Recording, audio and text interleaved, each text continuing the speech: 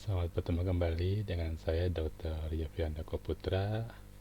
Pada hari ini, kuliah kita yang ketiga, kita akan mulai dengan materi mengenai organisasi dan strategi. Oke, saat ini pukul 01.30 waktu Indonesia bagian Barat. Subuh-subuh ini kita akan kuliah, semoga tetap semangat, jaga kesehatan, walaupun kuliahnya tidak langsung tetap muka, tapi tetap semangat. Oke, materi perkuliahan ini supaya tidak bosan, akan saya bagi dua. Ya, satu bagian yang pertama itu poin pertama dan kedua di bagian yang pertama, poin ketiga dan keempat di bagian yang kedua. Yang pertama bercerita mengenai organisasi ditinjau dari perspektif sistem informasi. Yang kedua mengenai dampak sistem informasi pada organisasi. Yang bagian poin ketiga tentang kompetisi atau persaingan dan bekerjasama. Yang keempat, sinergi dan pertahankan core competence. Oke, kita akan mulai perkuliahan kita kali ini.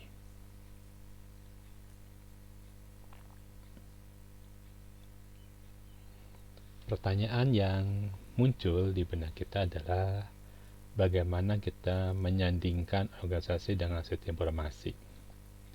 Bagaimana kita bisa melihat organisasi dari kacamata sistem informasi. Buat apa? Nah, kita akan lihat.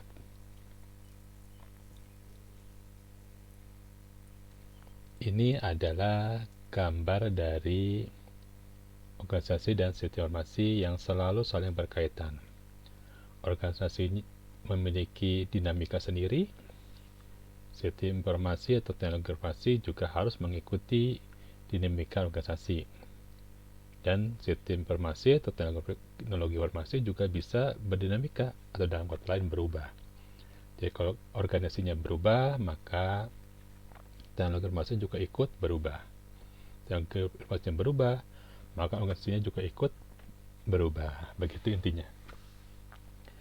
Nah, perubahannya mengapa? Karena ada struktur organisasi yang berubah, adanya proses bisnis yang berubah, adanya politik atau kebijakan yang berubah, adanya budaya yang berubah, ada lingkungan di sekitar organisasi, dan juga ada keputusan dari top manajemen yang berubah. Perubahan tersebut harus dapat diantisipasi oleh keduanya ini, supaya bisa saling dukung. Kalau tidak, ya kesulit untuk jadinya. Politik, nanti kita akan bahas apa disebut dengan politik di dalam organisasi. Oke. Supaya bisa bercerita, kita harus melihat dulu organisasi sebagai sebuah sistem. Di organisasi menerima input dari lingkungan, kemudian memprosesnya dan menjadikan output yang kemudian diberikan kembali kepada lingkungan. Input ini bisa berupa pekerja, uang, peralatan, atau bahan. Sedangkan proses ini berupa proses manajemen yang menggunakan ilmu dan teknologi dan mengelolanya bisa di pihak swasta ataupun di pihak pemerintah. Outputnya bisa berupa produk, jadi bisa berupa barang-barang yang dipergunakan lagi untuk proses berikutnya, bisa juga berupa jasa, bisa juga berupa sampah yang masih dapat digunakan atau dapat dijual, atau berupa suatu polusi, suatu limbah. Nah, kita harus melihat bahwa organisasi tidak lepas dari prinsip ini. Jadi pasti ada sesuatu yang menjadi input, diproses dan menjadi output. Tidak bisa tidak ada input tapi ada outputnya, itu tidak bisa. Kalau kita lihat definisi dari organisasi itu merupakan suatu perilaku karena dia berdinamika, dia punya perilaku. Perilaku ini maksudnya apa? Perilaku ini maksudnya adalah tanggung jawab. Ada yang memberi tanggung jawab, ada yang menerima tanggung jawab, ada yang menerima tugas, ada yang mengerjakan tugas. Kemudian dari sisi organisasi, semua sumber daya yang ada di lingkungan kita formalkan. Dari sisi struktur, kemudian dari sisi proses, ada tingkatan dalam struktur, ada atasan, ada bawahan, ada aturan, ada peranan, ada prosedur, ada budaya kerja, dan ada proses. Dari sisi proses, ada tanggung jawab, ada kewajiban, ada nilai-nilai yang ingin dicapai, ada norma-norma standar, dan ada manusianya. Nanti keluarannya akan dikembalikan kepada lingkungan. Lingkungannya di sini bisa berupa proses yang lain atau juga langsung sebagai barang jadi terakhir. Organisasi tersebut itu mempunyai ciri. Tadi sudah dijelaskan, ada hierarki, ada pemberi tanggung jawab, yang memberikan tugas namanya akuntabilitas, yang mengerjakan tugas ada responsibilitas. Yang memberikan tugas itu harus orang-orang yang memang ahli di bidangnya. Jadi masyarakat akan melihat akuntabilitas dari pemberi tugas tersebut. Biasanya ini merupakan pemimpin perusahaan. Jadi kalau orang informasi disuruh mengikuti perubahan di dalam organisasi harus bisa. Jadi kalau misalkan ganti sistem, ganti kebijakan, kita bisa mengikuti. Kemudian ada juga kepatuhan yang harus diikuti. Di sini kepatuhan bisa berupa suatu prinsip-prinsip dalam sisi efisiensi. Rutinitas sendiri merupakan suatu kegiatan dalam proses bisnis. Ini kita sering sebut sebagai standar of procedure atau SOP. Jadi kalau misalkan mahasiswa diminta untuk berubah oleh organisasi, misalkan begini, organisasi sekarang ingin mengembangkan usahanya, ingin melakukan suatu inovasi, ingin membutuhkan suatu sistem informasi yang bisa membantu inovasi, maka harus bisa kita mengikuti, tidak boleh kita enggan untuk tidak mengikuti. Atau sekarang ada jumlah karyawan yang semakin banyak, maka pengelolaannya harus dengan sistem informasi. Nah, kita juga bisa mengikuti. Jadi semua perilaku-perilaku tersebut yang ada di dalam sistem organisasi harus bisa kita bantu di sini. Dari sisi lingkungan, terjadi banyak perubahan. Ya. Perubahan dari sisi keuangan, perubahan dari kompetitor, dari pekerja, skill-skill pekerja. Nah, informasi harus bisa menyesuaikan, harus bisa melihat dan mengikuti. Jangan sampai apa yang terjadi di dalam lingkungan organisasi ini tidak bisa kita ikuti. Misalkan perubahan dari customer, terjadi keinginan yang berubah, nah sistem informasi harus bisa mengikuti perubahan dari tingkat atas kebijakannya maupun perubahan dari tingkat bawah. Jadi masalah inti di sini adalah perubahan. Sistem informasi harus bisa mengikuti perubahan dari organisasi dan lingkungan organisasi. Nanti kita akan bahas kebalikannya, bagaimana perubahan dari informasi terhadap organisasi. Perubahan yang sangat drastis adalah perubahan yang dikembangkan oleh teknologi. Di sini ada yang disebut dengan disruptif. Jadi teknologi yang baru benar-benar menggantikan teknologi yang lama. Karena teknologi yang baru memiliki nilai komparasi atau perbandingan yang sangat besar. Misal kalau dulu ingin pesan makanan, itu kita harus telepon rumah makannya, kemudian telepon juga pengirimnya, apakah bisa diantar atau tidak. Kalau sekarang kita tidak perlu, kita bisa langsung menggunakan aplikasi yang sudah ada untuk proses pemesanan. Bahkan kita tidak bertemu dengan operator, tinggal mengetikkan pesanannya langsung datang. Sehingga orang tidak lagi menggunakan sistem telepon tapi menggunakan aplikasi. Itu disebut dengan disruptif. Di sebelah kanan ini ada tabel, nanti silahkan lihat ini sejarah disruptif yang muncul diawali dengan pergantian komputer dari teknologi transistor menggunakan teknologi mikroprosesor. Sekarang juga mungkin dulu surat menyurat kita mempergunakan manual, kemudian berubah menjadi SMS, menjadi WhatsApp sampai sekarang, ya email, ya, itu merupakan teknologi disruptif. Tapi juga hati-hati, jangan sampai misalkan pemutusan kerja itu dilakukan menggunakan WhatsApp, yang harus ada proses bertemunya. Tidak semua teknologi itu bersifat disruptif, masih ada teknologi manual yang harus kita kerjakan. Sekarang kita bertatap muka, menggunakan video conference. Kalau kita kuliah mempergunakan telepon, mungkin sudah susah karena jumlah mahasiswanya banyak. Sekarang video conference merupakan teknologi baru yang merupakan teknologi disruptif yang banyak dipakai untuk melakukan seminar maupun perkuliahan. Ini merupakan suatu contoh yang bagus sistem informasi mengikuti keinginan dari pasar dan juga mengikuti adanya masalah karena adanya pandemi kita tidak bisa bertemu secara langsung. Saya sudah sangat ingin bertemu dengan langsung, bisa ketemu dengan mahasiswa, tapi mungkin kita tunggu saja waktunya kapan. Kemudian juga kita harus tahu struktur organisasi. Sistem informasi harus bisa menyesuaikan dengan struktur. Kalau perusahaannya kecil, maka sistem juga harus bisa, jangan memaksakan. Jangan sampai informasinya itu sangat berat, kompleks, tapi tidak bisa dipakai di perusahaan yang masih UMKM. Newsblog menceritakan bahwa ada beberapa struktur di sini, ada namanya entrepreneur, ada mesin birokrasi, mungkin yang kedua ini kita sebut saja UMKM. Ada juga yang divisionalis birokrasi, ini kalau punya beberapa cabang. Kemudian ada perusahaan yang profesional birokrasi, yang sudah berbadan hukum, PT, CV mungkin. Ada juga perusahaan konsultan. Nah, sistem informasi harus bisa mengikuti strukturnya. Jika terjadi perubahan struktur, misalkan dari perusahaan kecil bertambah besar menjadi perusahaan yang lebih besar, maka sistem informasi juga harus bisa mengikuti. Tidak ada mahasiswa sistem informasi yang tidak dirancang untuk bisa mengikuti perubahan. Tapi masalahnya adalah bagaimana cara mengikuti perubahan tersebut. Nanti mungkin pernah dijelaskan di mata kuliah pengembangan sistem informasi, bagaimana kita mengikuti perusahaan yang makin lama semakin berkembang. Informasi apa yang menjadi informasi utama, bagaimana cara mengembangkannya, apakah tinggal ditempel beberapa prosedur atau sistem baru, atau kita menggunakan satu kerangka kerja. Nanti kita akan bahas di pertemuan yang berikutnya.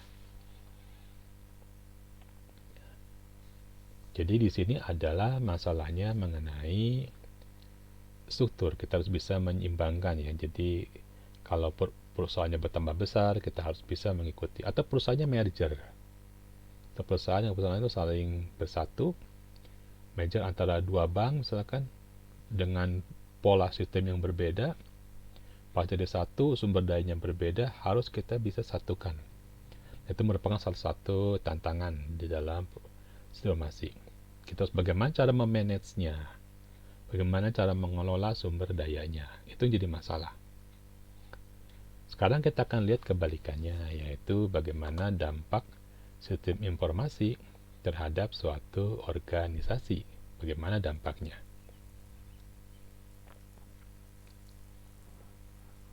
Oke, kita akan lihat dampaknya di sini.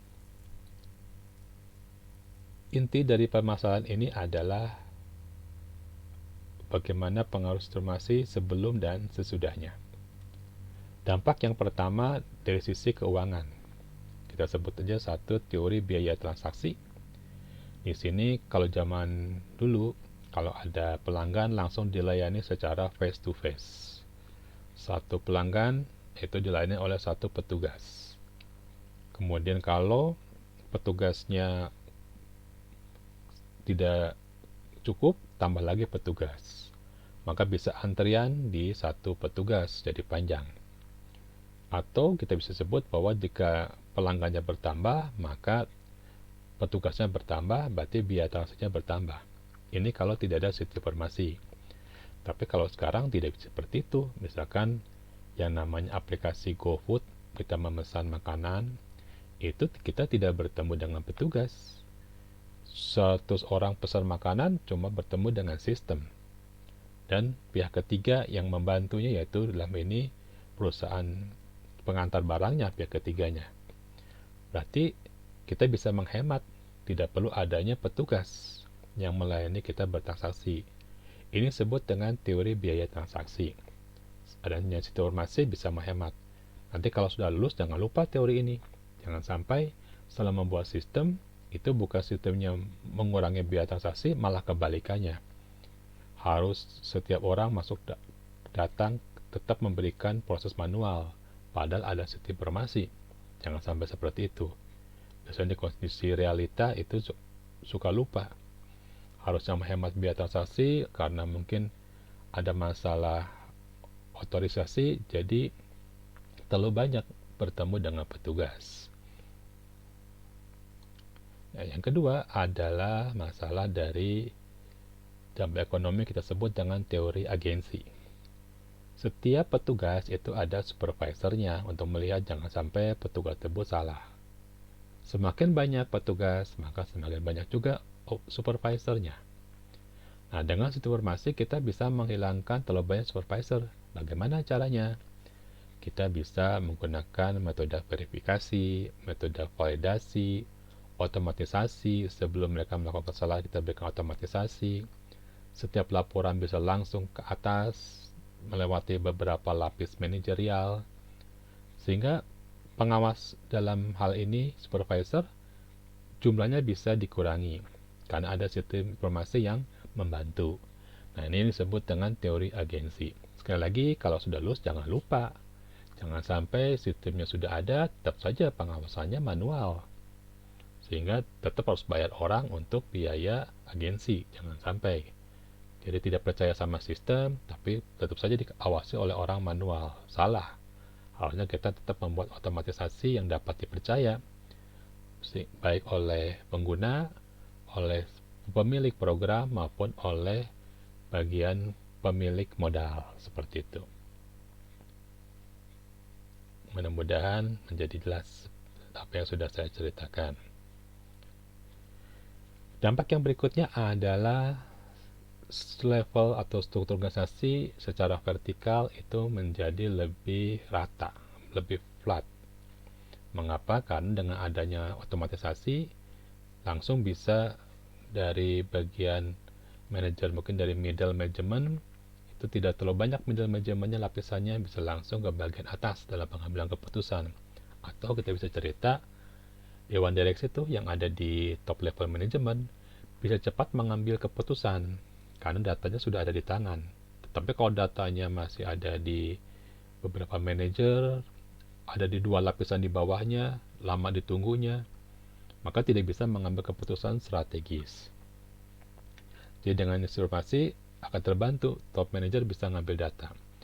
Tapi juga jangan sampai sistem ini manajernya sudah dikurangi langsung dari manajer ke atasan, tetapi di bagian middle-nya lambat memberikan informasi ke atas. Itu percuma saja. Jadi walaupun sudah dibuat menjadi lebih kempis ketinggian dari vertical management ini, tapi kalau datanya ada masalah, tidak bisa dikirim ke atas, atau bentuknya tidak sesuai dalam pengambilan keputusan, salah juga gitu ya. Nah, sekarang perubahan dan transformasi itu tidak mudah untuk diterima. Ada retensi. Kita tahu bahwa dalam manajemen transformasi itu yang menggunakannya manusia. Jadi kalau kita ganti sistem, maka manusia yang menggunakannya dalam ini operator dari tingkat bawah sampai bagian manajemennya butuh untuk beradaptasi. Jika waktu adaptasinya terlalu lama, itu akan menyulitkan untuk mengimplementasikan sistem. Nah, kita harus belajar mengapa terlalu lama. Bisa saja mungkin kita kurang sosialisasi, terjadi retensi. Karyawan menolak untuk menggunakan sistem. Atau sistem yang baru itu dikatakan memiliki value yang kurang dibandingkan sistem yang lama. Mungkin pernah lihat di aplikasi Google Forum mungkin ya. Kalau kita lihat ada komennya adalah sistem yang baru tidak lebih bagus daripada sistem yang lama, atau sistem yang baru kalau nilai-nilai tertentunya hilang dibandingkan sistem yang lama. Nah, itu adalah salah satu komplain, salah satu detensi penolakan karena sistem yang baru tidak memelihara value-value dari sistem yang lama. Nah, sebagai seorang sistem informasi, mahasiswa harus ingat bahwa ada nilai-nilai baru yang harus kita simpan pada saat kita mengimplementasikan sistem yang baru. Jadi sistem yang lama atau legacy system kita rawat, apa value-nya, sehingga baik orang, baik organisasi bisa melakukan sistem tersebut. Ya, tentunya terjadi shock baik pada tingkat bawah maupun tingkat atas kalau sistem tersebut memiliki tingkat perubahan yang terlalu drastis. Ilmunya adalah change management. Nanti kita akan bahas mengenai change management pada suatu perkuliahan khusus. Kita juga tidak pungkiri dengan adanya internet segala jadi serba mudah. Seperti sekarang kita bisa berkomunikasi di tempat manapun, di daerah manapun, di waktu manapun yang berbeda, kita bisa melakukan aksesibilitas lebih mudah. Antara sales bisa saling berkomunikasi, menentukan berapa harga jual, dan bisa tahu berapa harga pokok kalau terjadi perubahan. Antara sales dengan bagian manufaktur, bagian gudang bisa saling berkomunikasi, sehingga yang namanya struktur organisasi itu rasanya sangat dekat, bukan suatu teori saja di sini. Jadi mahasiswa juga sama, setelah nanti lulus jangan lupa bahwa aksesibilitas jangan dikurangi dengan adanya internet. Kita harus bisa membantu untuk prosesnya. Tapi juga jangan sampai karena ada internet orang bisa dipecat dengan internet, jangan. Dia diberikan surat pemecatan lewat internet, tidak. Kita harus punya budaya kerja yang santun, jangan sampai seperti itu. Jangan sampai harus seperti itu ya. Politik di sini ada tulisan catatan mengenai politik. Politik ini adalah bagaimana seseorang melihat dirinya terhadap organisasi. Dia menilai dirinya seperti apa, ekspektasinya bagaimana. Nah, supaya ekspektasinya sama, kita harus membuat suatu kebijakan. Misalkan karyawan dengan skill tertentu, tentu dia memiliki pikiran untuk mendapatkan reward yang cukup besar. Nah, kita harus bisa memberikan setiap pekerjaan ada rewardnya kepadanya, sesuai dengan skillnya, seperti itu. Atau kebalikannya, ada orang-orang yang skillnya kurang, tetapi tetap dipaksakan untuk menjadi operator pada sistem yang dia tidak kuasai. Itu adalah salah politik. Jadi kita harus menentukan kebijakan untuk menyamakan setiap pemikiran atau politik dari pemegang keuangan, dari pimpinan, dan dari pengguna dan operator. Kita menyamakan di sini. Oke. Mungkin ini adalah bagian yang pertama di dalam mata kuliah ini. Kita akan lanjutkan nanti pada bagian yang kedua. Semoga tetap semangat. Sampai sekian dulu bagian yang pertama ini. Terima kasih atas perhatiannya.